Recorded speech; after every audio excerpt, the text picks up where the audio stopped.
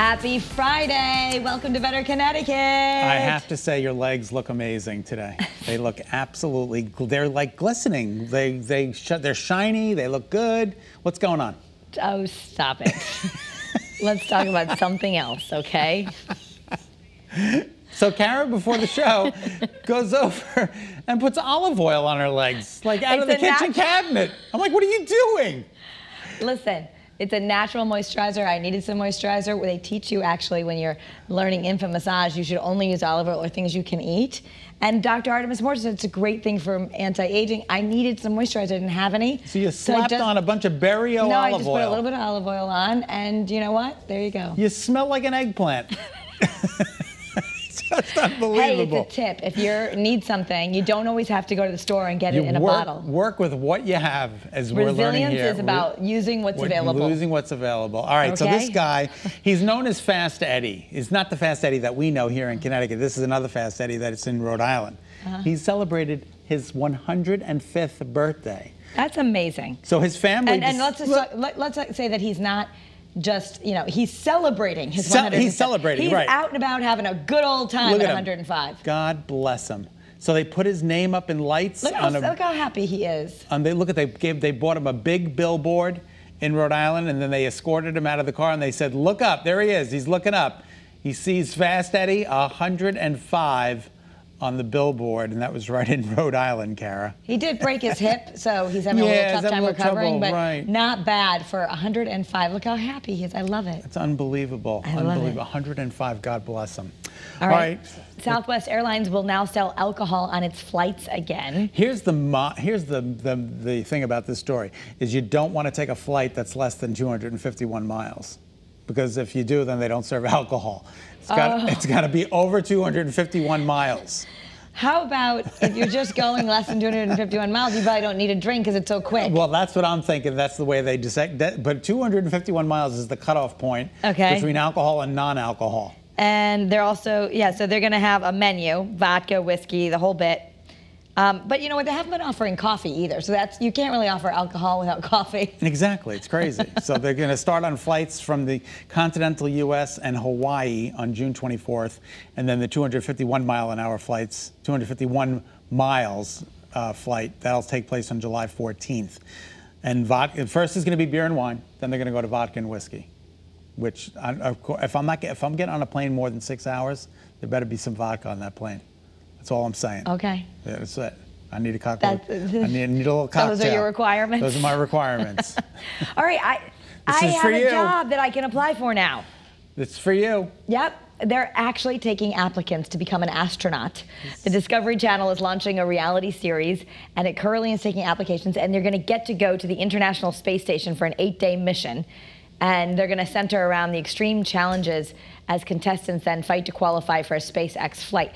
You know, I think it would be so awesome to go to outer space. You live in outer space, so why not just go there permanently? Olive oil there? There's olive oil and everything is in outer space, so it's pretty... You don't think it would be cool to go to outer space? I do. I would be absolutely terrified, though. Like thinking ground control to Major Tom. You want your feet on the ground? I want my feet on the ground and keep reaching for the stars, as opposed to being next to the stars. Yeah, see, I like those little thrills, like big roller coasters. Yeah, that's a big thrill. It's a giant roller coaster. You go up in space. Okay, well, you apply, and I'll write a recommendation for you. Oh, will you? Yes, I'll write a letter of recommendation. Very resourceful. Very resourceful. Bring some olive oil.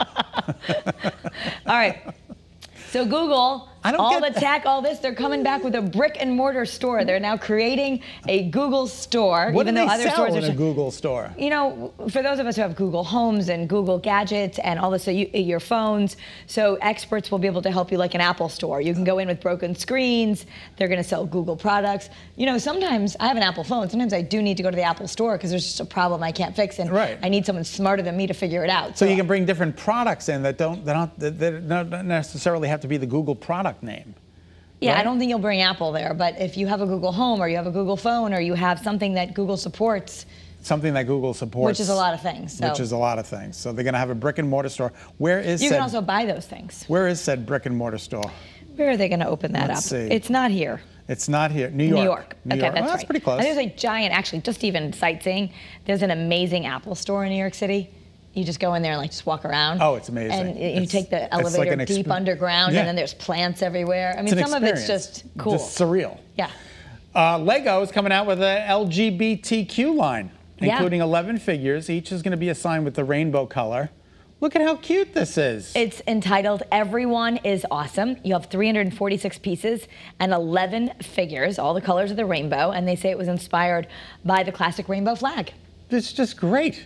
Now the rainbow flag doesn't have that many colors, but they added on a little bit. Inspired by, but it's really fantastic. So. And it'll be on sale in June, which is also Pride Month. I can't believe it's going to be June already. Can you believe it's the 21st of May and we're talking about June already? Okay, this is another thing I've always wanted. Yeah, a little mini horse riding around right in your backyard. I can see it now. Look, but they use them for therapy. These mini horses, which are kind of like big dogs. I mean, they're so cute, and they use them to a school in Kentucky. They brought them in for therapy, and the kids are at-risk kids. Yeah, and they just brighten their day with these little horses. Look at how cute they are. The little. This just gave them some joy and love, which everyone needs. This is like the 7th time that these people have done it. They're serving grades 6 through 12 at-risk population in Boone County, Kentucky. So this is in Kentucky this is taking place. Maybe we can get somebody here to bring, I know some equine rescue places, they bring their horses and do equine therapy and things like that. Yeah. Well, they work a lot with the veterans as well. So. Well, it's interesting because a horse automatically mirrors your emotions. So they can teach by just how you mirror them, they can teach people, it's amazing, but you learn how to, people with anxiety or PTSD, they can really settle with a horse. Every time I look at a horse, I say, why such a long face? I don't know, it's just me. All right, so if we're nearing the end of the pandemic, we hope if at the beginning you watched Tiger King like everybody else. I did not. Well, I know, but the rest of the world did. So I couldn't do it. 70 big cats were removed from Joe Exotic's, his old Oklahoma animal park. It was in the documentary series. The people who bought it from him are also apparently not treating the cats very well. So they took them all out, saying that they hadn't been fed right, they weren't getting good vet care, and they're all getting taken. It's unbelievable. Like, what are you going to do with 70 cats, 70 tigers and lions? And it's sad in the movie. I mean, they're expensive to take care of, and even if the people who are taking it really like them, I mean, the vet bills and the meats and everything, it's just so expensive. Oh my God! Because of the ongoing violations of the Endangered Species Act, they were removed, and hopefully they'll be in a better place, a better situation where they can. They can't roam free. I mean, probably most of them have been raised in captivity. So that's the one thing that may be good that the docuseries did, was it raised awareness to all the big cat trade. Which is terrible. Yeah. Who knew that this was taking place? Unbelievable. So we talked about the BBC interview that's coming, the documentary series, and it was revealing the difficult ways of how they got Princess Diana to speak. Yeah. Now her sons, Prince William and Prince Harry, are coming out, both of them, saying that the BBC was completely wrong, and Harry even going as far to say that he thinks the way that the journalist went after his mom contributed to her death. Yeah. And so they both take issue with the unfair practices that some journalists use by faking documents and luring her to give interviews and hounding her and chasing her. Let's listen. We have the sound. Take a listen. It is my view that the deceitful way the interview was obtained substantially influenced what my mother said.